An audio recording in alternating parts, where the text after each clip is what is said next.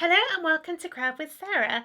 In this video I'm going to show you how to assemble my free Jack-o'-lantern Halloween SVG cutting file.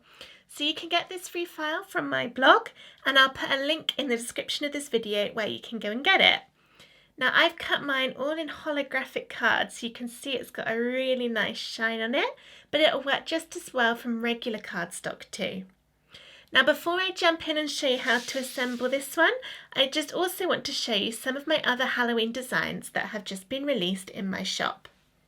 The first is this little ghost, and this is one of my favourites because it's got little ghost shapes inside, so it gives a really nice layered appearance. The second one is a black cat, and it's got spiderweb designs inside and then a lovely little flower and spiderweb thing in its body.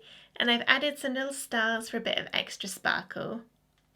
The next design is this witch's hat, which is a nice spooky but simple and easy to assemble cutting file. Moving on to more holographic card, and we have a witch's cauldron to go with the hat. So this is lots of different colours used to create a really nice sparkly design. It wouldn't be Halloween without a full moon, so I've got this one complete with two little bats and some spooky rain clouds to go along the edge. Halloween doesn't always have to be scary, it can be cute too, and that is the look I was going for with this cute little Frankenstein head. And even more cute with this Halloween cupcake, and I've got two little spiders on there with some googly eyes to give them a little bit of fun character. But back to spooky, and you have the Grim Reaper all ready to come and join in with the Halloween fun. And of course, every Halloween needs a haunted house, and that is where this design comes in. This is one of the most intricate ones that I have created for this Halloween, and again, that is one of my favourites too. And then just one more, which is these fun potion bottles. So you can really go to town on choosing your different colours in this one, and it all comes together nicely to complete the collection.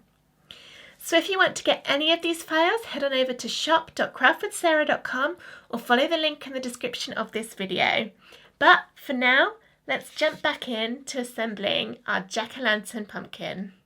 So here are all the layers of my pumpkin cut out, and there are quite a lot of layers in this design, including the face which is going to sit inside. So what I'm going to do is some layers I'm going to stick together with my 3D foam pads that come on a sheet. You can also use 3D foam tape or Zots or whatever other little 3D foamy things you have. But some of the layers I'm going to glue together with this tacky glue, because otherwise it would just be too thick if I was to use foam pads for every single layer. And also some of them, like this top one, are very thin, so it would be difficult to put foam pads on those. So I'm going to start at the bottom, so let's put all these orange and black ones to one side for now, and now I've got two green ones. I've cut these out from the same colour of green, and because these are quite thick bits of card, I've used holographic cardstock. I'm just going to glue these one to the other rather than using the foam. And I'm just going to turn it over and put a little bit of glue onto the back. I like using this glue because it's got a thin nozzle on it, so it's easier to be more precise when you're putting glue in all the little sections, for example, around the stalk of the pumpkin up here.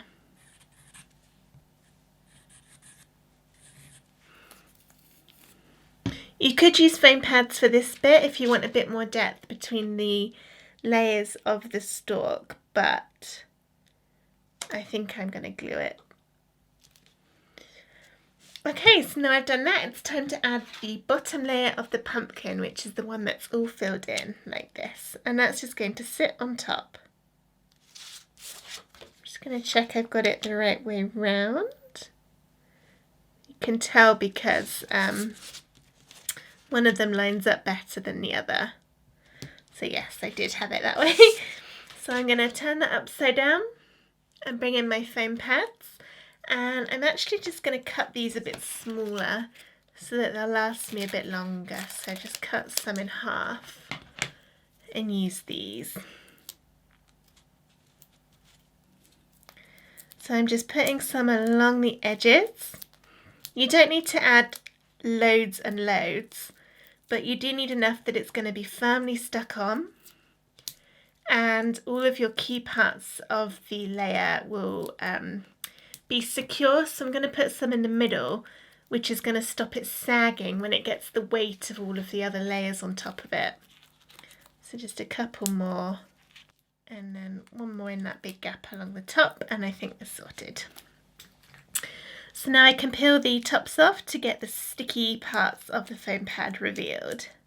And now I can turn this over, bring my green back in, and just stick this up so that it will exactly line up on the top. I think I've got that upside down again. Yeah, I did. There we go.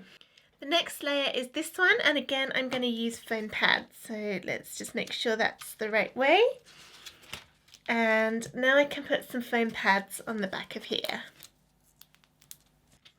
For the outside edges, as they're very narrow, I'm going to cut my foam into 3, so just a very thin strip, and that should hopefully, be the right size for me to just fit into a couple of places around the edge to make sure that it's not going to start sagging when the other layers go on top.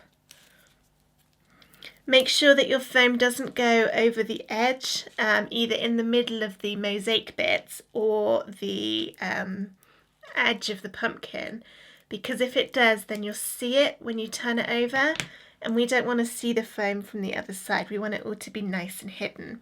So you might have to cut these quite small to fit, but it's worth taking that extra little bit of time to do it neatly, so that you don't get it showing through where we don't want it. So I think just one more bit along here.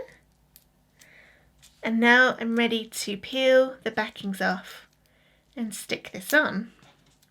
So here it is. Let's bring my other pumpkin back and then just line this up perfectly, making sure you've got it the right way up, and then push it down to seal.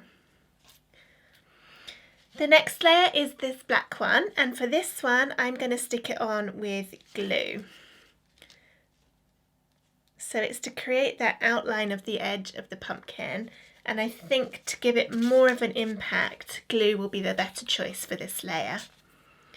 So just like I did with the green one, I'm going to put a little bit of glue all around the edges, making sure I get these tiny thin edges of the black to stop them coming up. And then a little bit around the rest of it. You don't need to completely drown it in glue. We don't want the glue showing on the other side and seeping through, but just enough that you're going to have a nice stick so it's all secure. Let's bring this back in and line this up. Next I'm going to add the middle of the pumpkin, and now I'm going to switch back to foam pads for this one. So here we are. And now they're all on with the sticky bits revealed. I can bring my pumpkin back and stick this on top, so it goes in the middle on top of that black piece of card. The next one to do is this last orange bit, and again I'm going to use foam pads. So turn it upside down and get your pads back in. Here we are, and I did have to cut some of these really thin to go along that bottom. But now I can just stick this on top, push it down, and now we're very nearly ready and finished. We've just got to add this black layer and of course the face. So for the face, you can do it one of 2 ways. You can either use glue to stick it onto the orange bit directly, like this, and the nose in the middle, or you can turn your top face bit over and glue it to the back of the black bits. So it's easiest, I think, to glue it straight onto the orange because you've got more surface room to put your glue. So that's what I'm going to do. You just need to be a little bit careful that you're lining it up in the middle of the spaces on the orange. So these gold bits to be the face are a little bit smaller than the eye space on the orange.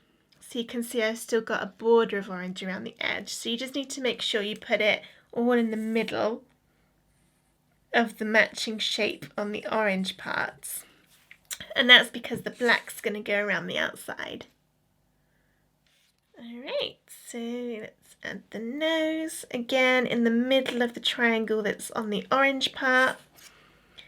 And then the mouth just sits on top in the middle. Again, there we go. Okay, so last layer time, and this one I am going to glue. So let's turn it over and add the glue to the back.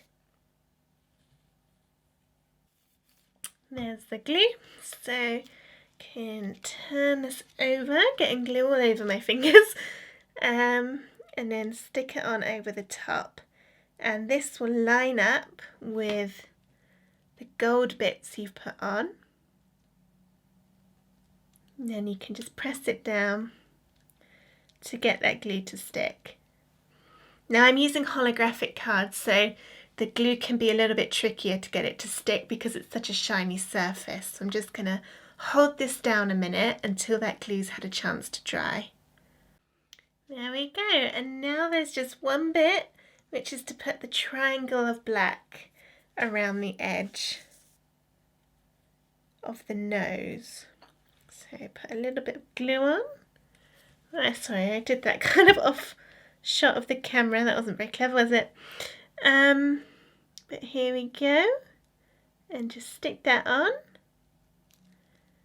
And again, it's going to take a little while to dry. My mouth's coming off a bit, it might need a bit more glue. But here is my little jack-o'-lantern all finished. So you can kind of see the reflection of my camera in him a bit because he's so shiny. But it's a really fun design to do for Halloween. I love it, and it would look really good if you did several of them and maybe put them all up on a wall or even on your door or something for the trick-or-treaters to see. So I hope you've enjoyed this tutorial on how to assemble your funky little jack-o'-lantern 3D SVG. You can get the file from my website, which is craftwithsarah.com, or follow the link in the description of this video to go straight to the download page. You can also get all of these other designs you can see around the edge of the screen from my shop, which is shop.craftwithsarah.com. And again, I'll put a link to that in the description of the video. For more Halloween crafts and free SVGs, subscribe to my YouTube channel and check back again because I release new videos every week. Thank you for watching.